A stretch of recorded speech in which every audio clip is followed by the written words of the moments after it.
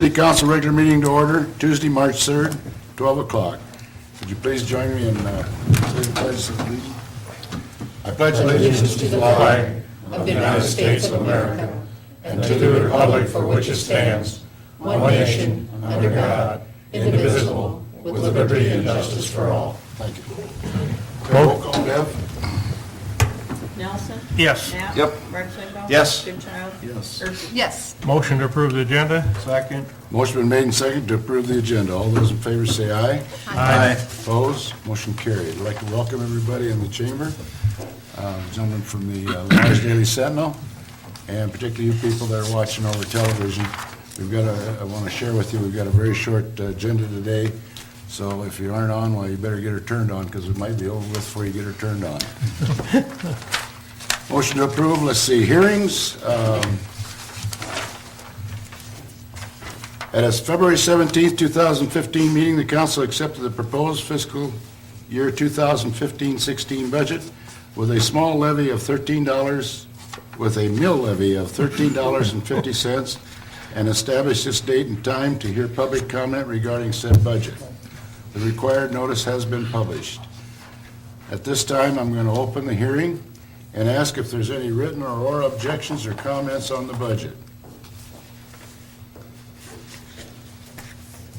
I'll ask once again if there are any written or oral objections or comments on the budget in this hearing.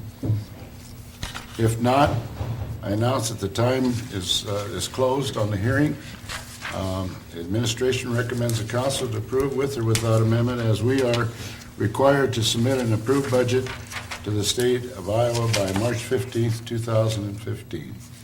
I'd entertain a I motion. think before we do the motion, I think we should just note for the record that I believe all of us received a letter regarding the indoor pool and our budget changes on that. And I just wanted to acknowledge receipt of that letter. But I do think that for right now, that needs to stand. We're looking at some energy efficient measures and everything that would assist with those budget cuts. And Todd and Angela are looking at some changes at the Y. So at this point, it's not an issue of closing the indoor pool. I don't know what's going around, but the indoor pool will remain open, but we're taking a look at expenses and trying to make it as feasible as possible. So I appreciate you saying that, Delana, and I'll tell you where that came from. It was just put in your box this morning. But I had been out of town for about 5 weeks, and the first week in January, I had a letter from this lady. yeah, I received one in the Yeah. mail too. Oh, you all- Yeah, I think we all got Yeah, it. I didn't know you did. Okay, so you're all aware of it. yeah. Yep. The key is, I want to personally get back to her, though, and let her know where we're at. Right. And I just didn't have, the only time I had a chance to work on it. But I don't think it would I did call involve- her back, and we had a really decent conversation, and I think she was more clear on what we were doing, pretty much like Right. you've stated. So but yeah, I mean, I think Yeah. a call from you would be great. Communication. is- Right, and this budget does reflect a closed indoor pool, so. Right, no, and I thought we should just address it, Yes, good so, point. prior to voting on the budget, but I don't think it's an I did think it impediment was a to very, very approving it. well-written letter. It really was, I mean. Absolutely. Okay, I'll entertain a motion then.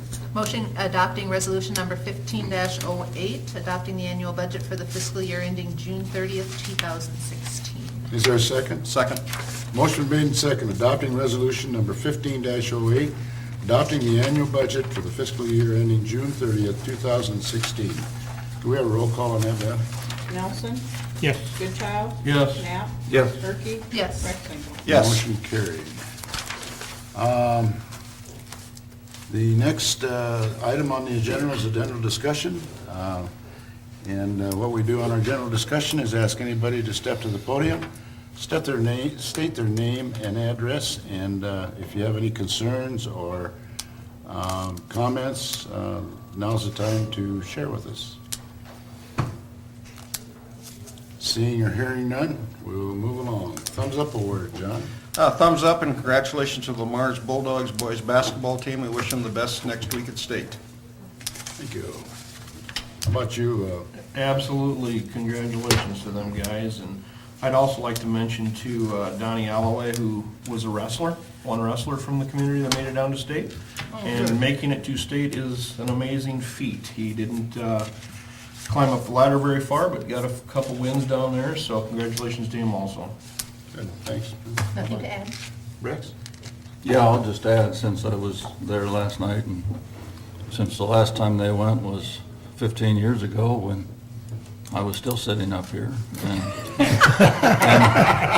And I explained it then, and I'll explain it to everybody here. Whether you go to the Galen School or you go to community school, both gyms get packed many, many times in a year. And you go to many other gyms, and there's very few people in the stands. The Mars fans are among the best anywhere, bar none. And not only are the Bulldogs going to take their basketball team down there, but they're going to take their student body down there. And that student body got a little press last year from the Sioux City Journal, but those people in Des Moines have no idea what's going to happen when the student body goes down there and does their chants and waves and everything that they do. It's amazing. When we went 15 years ago, the usher stopped me when we were going in to the first game and asked me where all the people were coming from. And I said, they're all coming from Mars. And he said, what's that, about an hour away or something? I said, no, it's 3.5 hours away. He said, they came 3.5 hours for the basketball game? I said, well, they're still coming. They're behind me too. So it's an amazing caravan that we do in this town, and I sat up in the stands last night, and I'm definitely proud to be a Lamar's citizen when I get to and have that fun, because it doesn't happen everywhere. It's true. Well represented. Thanks, Rex. I'll pass, I think it's covered. Okay. And I too want to congratulate the Mars Bulldogs for making it to the state. Next item is the consent items. All items listed on the consent agenda will be enacted by one motion. There'll be no separate discussion on those items unless a request is made prior to the time the council votes on the motion. We've got 4 of them today. Approval of the February 17, 2015 regular meeting minutes, a list of the bills of the period ending 28/15. Number 3 is the City Energy Advisory Team, and number 4 is the Urban Revitalization Tax Exemption Request. Does the council have any Quick questions? question on the third one. The term on that advisory team till January 2016, is that simply because we anticipate it will all be completed by then? Yeah, a report needs to go to the state in January. Okay, so then at that point, then That- that's basically resolved. Well, it may or may not dissolve it, depending on if there's going to be any implementation work Okay. that's going to go beyond. But the report would indicate that we've assessed the buildings, that we've analyzed it, did the energy audits, and whatever the recommendations show at that point. And then most of them are city or council, but the 2 independents, they both agreed to it, Yes. to the term, okay. That answer your question? Yep. Motion to approve consent items 1 through 4. Second? Motion been made and seconded to approve the items 1 through 4. Could we have a roll call on that, Ben? Knapp, Yes. Perky, Yes. Rexwinkle. Yes. Nelson. Yes. Goodchild. Yes. Motion carried. There is no action items today, so we'll move on to the discussion, and John? Scott, we had discussed looking at an upgrade of the the Plymouth Street and Central Avenue intersection. I think with the freeze thaw that we've experienced, I think we need to start looking at a more permanent plan for upgrading 75 from Highway 3 going south, whether we start using road use tax or TIF funding or whatever, but it's not improving with age. Yeah. Yeah, we can do that. We can. I mean, I don't know if we look at white topping, which is probably a more permanent, nicer looking road, bringing us the people from outside town into town or whatever, but I think we need to start developing a plan to Okay, get that upgraded. sure. Anything else, John? That's it. Clark? On that intersection, do you think white topping is thick enough? On which intersection? Weren't you? I was talking white topping on He's Highway talking Business 75. 75 south of 3. Oh, I Right. apologize. I was thinking the intersection at, sorry. That's under eval 2, Plymouth and Central. Central. Right. Intersection. That is probably where the brick pavers and/or the asphalt inlay would probably be removed and something more permanent put in its place. The only question I had, and it's a street question too, we had talked last week, or 2 weeks ago, I guess, about replacing, and I'm probably using layman's terms here, replacing the from Central to Second by the pool, or by the fire station number 2, Yes. up to Second, under our own dollars, and then going for, are we going far enough? Because really, that street, up until it gets past Fourth Avenue section, is all equally about as bad. And I'm wondering if we shouldn't lengthen what we're gonna do in-house, those 4 blocks instead of just the 2 that we're looking at right now. Because I drove it several times purposely, and it's bad up past Saxony Apartments. And then it's pretty good after that. Yeah, I really can't argue with that assessment. The reason I cut it off on the first 2 blocks is, A, there's a sump, a low spot, in that first 2 blocks. B, we've struggled for, 5 to 8 years with that blow-up just west of Second.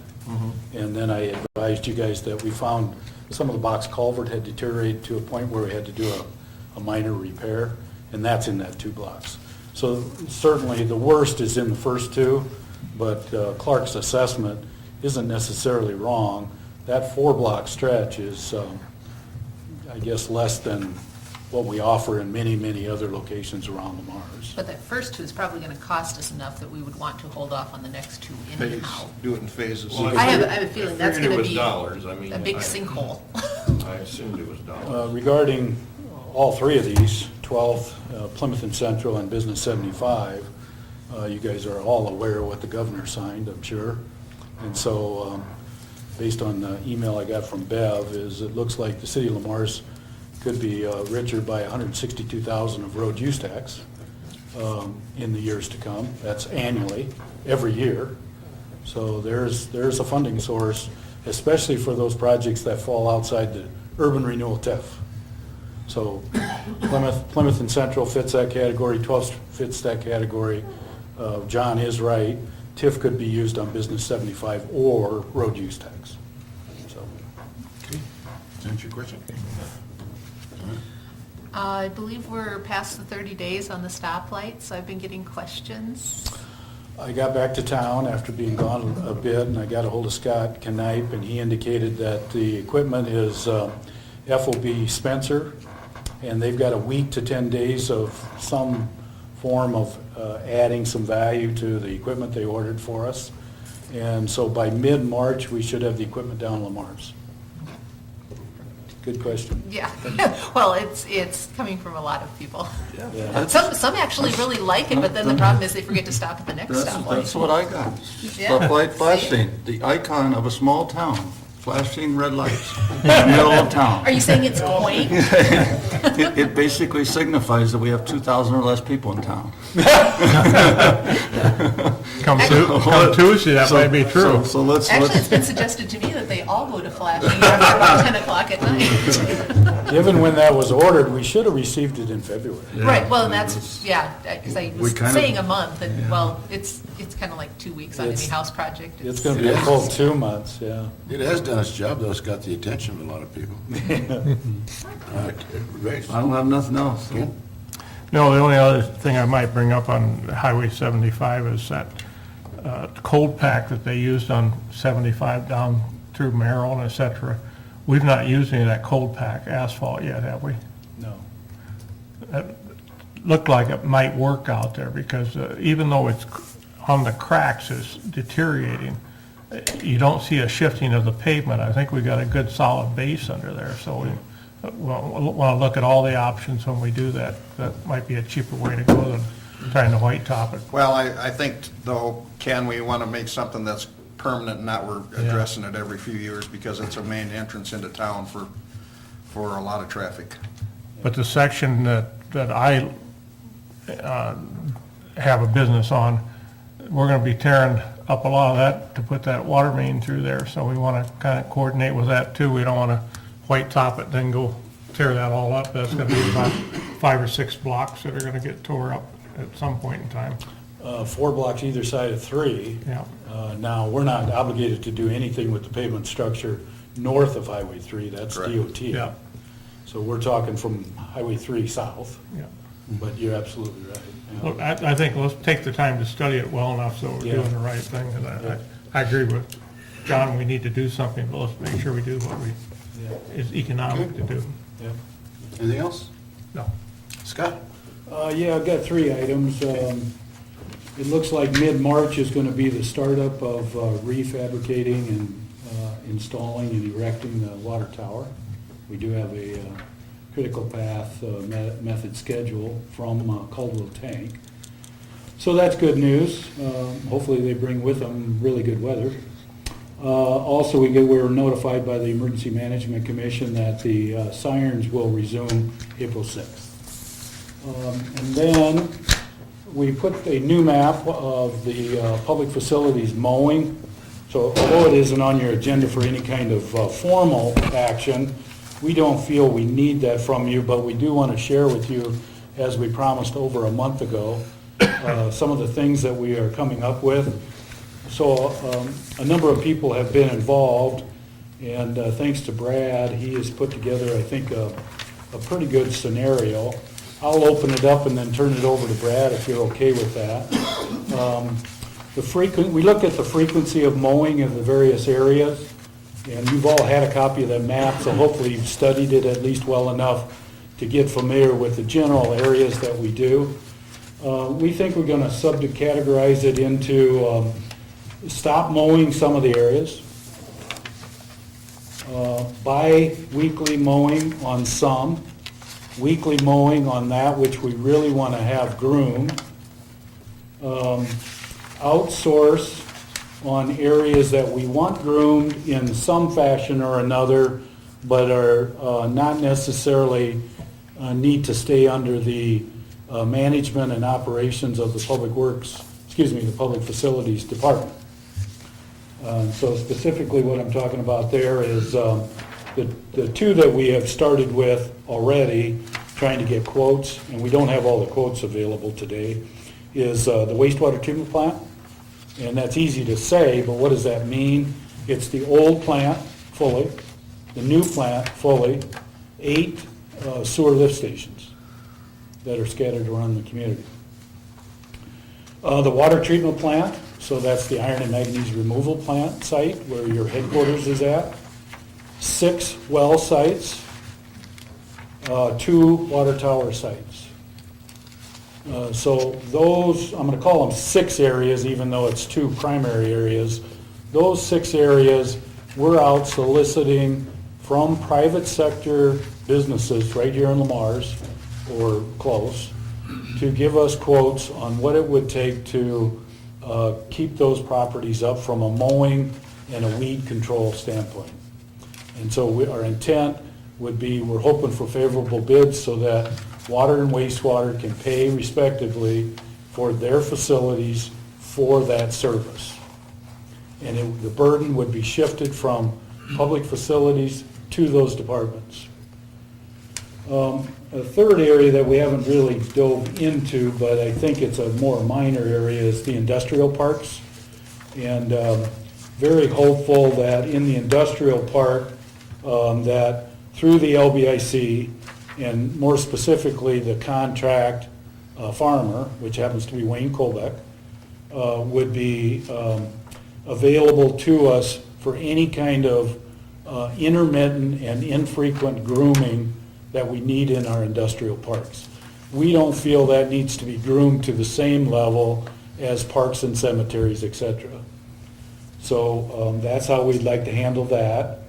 As far as no mowing at all, we're talking all the railroad right-of-ways. That would be shifted from public facilities requirement to code department for the enforcement of the code of ordinance. And we're going to be asking for Joe's critique of our procedure and our process and our code itself to make sure it's set up 100% correctly so that we can have a binding commitment with those railroads. It's your property, you pay taxes on it, you're no different than anyone else, you mow your grass. Then there's a number of streets, 2, 4, 6, 8, 10, 12, about 14 streets depicted on the maps that you guys had that we have mowed from as narrow as just the shoulder to mowing the entire right-of-way outside the paved area adjacent to private properties. We are proposing you today that we're going to cease and desist that operation, and we're going to, once again, transfer that from public facilities to the code department. Code department will get a hold of these folks, notify them that the practices of the past is going to cease, that they are obligated under the code of ordinance to mow, maintain, de-weed their property. We expect it to be done, but we expect it to be done by their forces, not ours. So again, that's about 14 streets that depict on that map, and 2 of them are a clear exception. 8th Street Boulevard, and I'm only talking about the center median, that's in the city right-of-way, and the right-of-way goes from the north side of the north curb to the south side of the south curb, so the median is our responsibility. So we will be maintaining that. Second is Airport Road that serves our airport, and although we have LBIC property on some sides and a bank essentially from Highway 75 on into the airport, we'll probably be maintaining. With that, I'd like to turn it over to Brad if I could, and he could go through, he prepared a nice detailed synopsis, and he's going to share with you some of this stuff. Like Scott said, we did draw up a new map. Jim Conn drew it up. You can see the red areas on there. That's the privately owned property. There's several areas on there, and the green is city-owned property. So what I did is went through and categorized everything on a weekly mowing or a bi-weekly mowing. There's a list there. Most of the parks are on the weekly mowing. And some of the odd areas like the waterways, some parts of the airport, it's going to be on a bi-weekly schedule.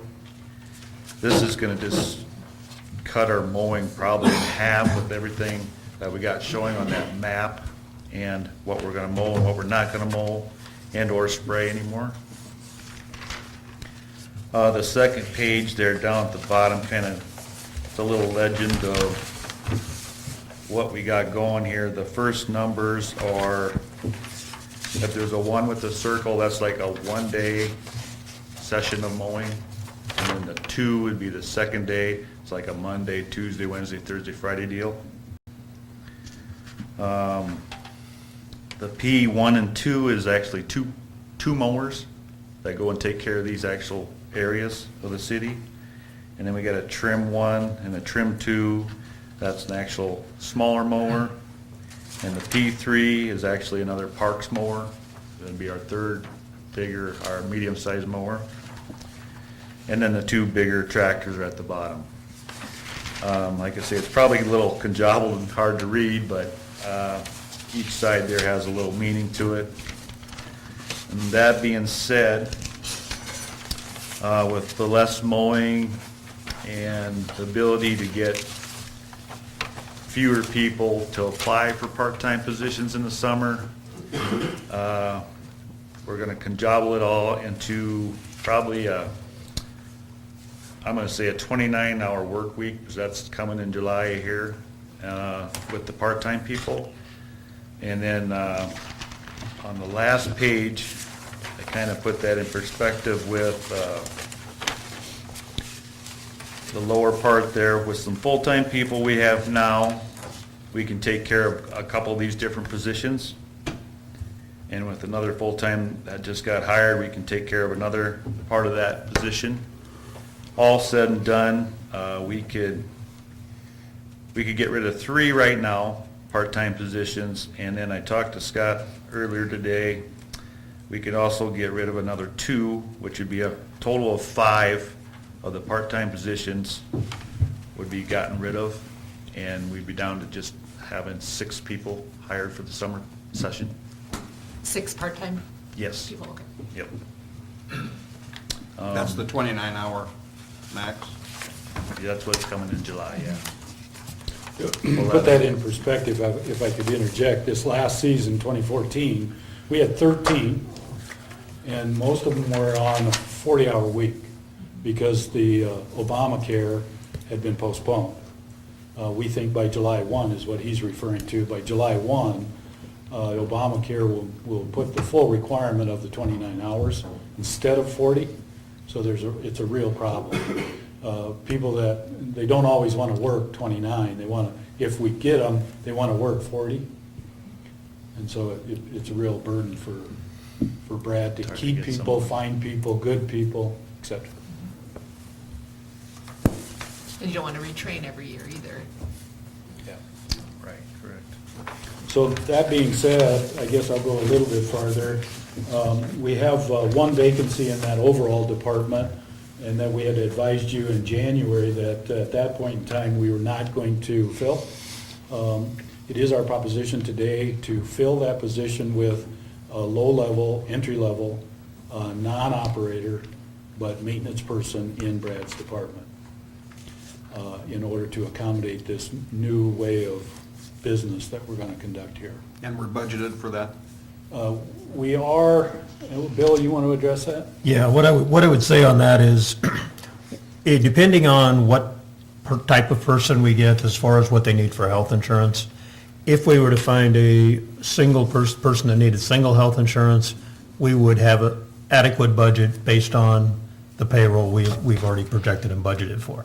Now, if we get an employee that has a family coverage, we would have to try and make that up somewhere else within the budget. We're not asking for additional budgeted funds, so we would have to try and make that up somewhere else. All right. And then, Jason, would you give your input on the code issues? Thanks, Brad.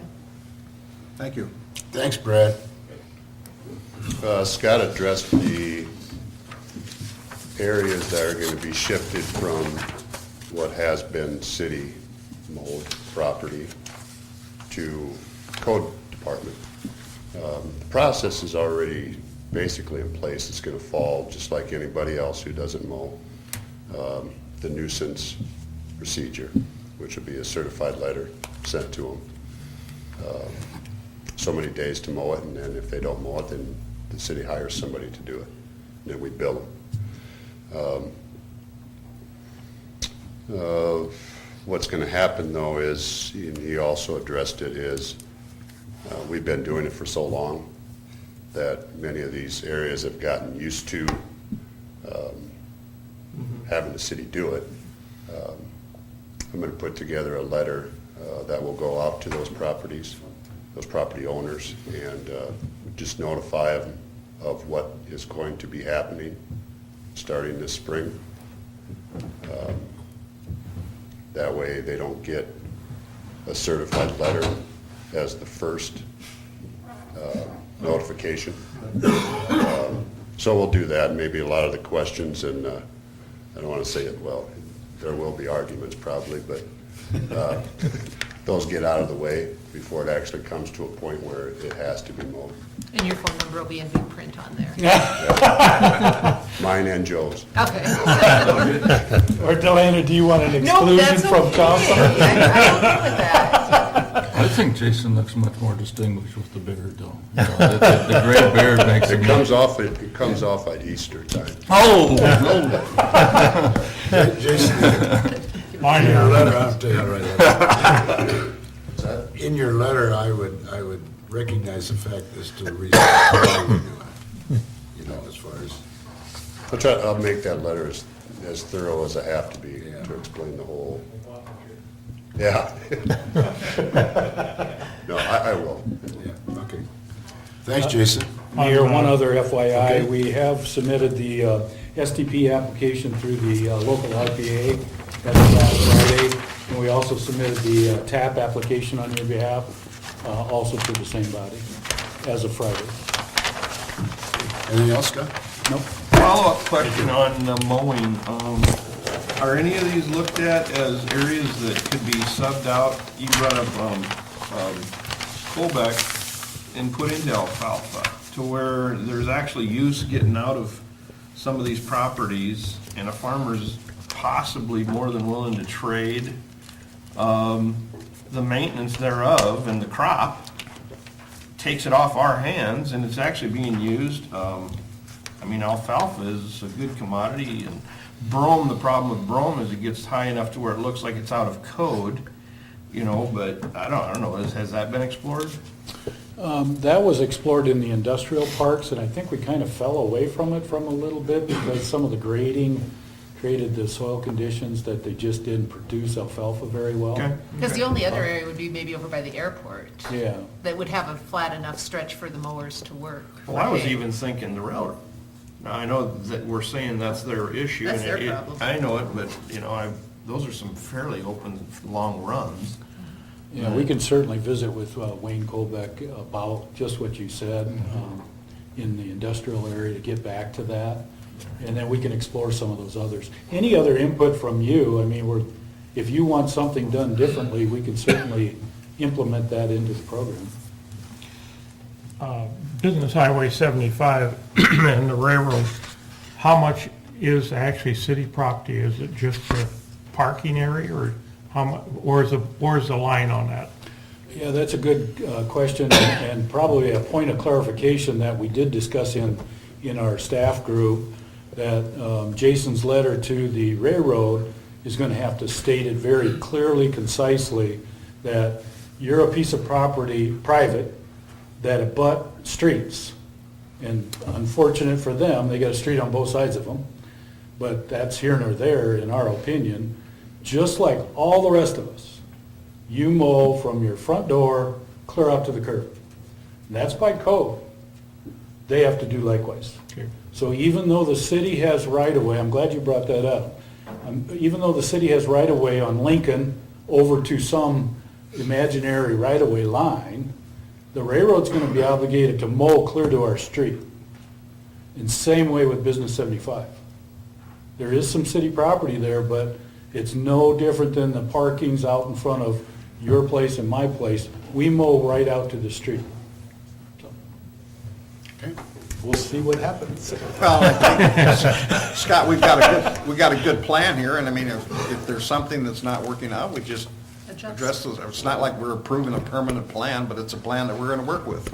Yeah, it's a new day, and we're gonna Sure. see if we can operate a little differently. Exactly. I even thought maybe this is stretching it, but even on the properties that we have subbed out to some of our local mowers or landscapers or whatever, they can put up a sign that they're responsible for mowing this area.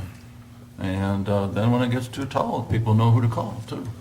Good idea. You know, there's no, I mean, we don't care if they get a little publicity off it because we're not doing it. Yeah. You know, I mean, we see the signs up that says certain areas are getting kept for, you know, picking up cans on the ditches and stuff like that. It'd be the same kind of thing. That would be inappropriate. I don't think that's giving away advertising or something. No, right. That's what I thought. Agreed. Any other questions? Bill? The only thing I've got is, I might let everybody know, we had a pre-construction meeting last week on the facade program, the CDBG grant. Renaissance Restoration is the company that's going to be in charge of the whole project. They plan on being in town within the next couple of weeks, weather permitting, to start staging for the project, and it's going forward at this point, and they will be here doing work within a couple of weeks, within the month of March for sure, depending on weather. Great, good. Good news. Okay, is there anything else anybody has? Do we have a schedule on when the LEAF site will open again? Have we just kind of playing it by ear? April. Normally, it's April 1st, depending on weather. Okay. Communication, don't forget, this coming Saturday, our time changes. So be prepared. Okay, at this time, we're going to go into closed session.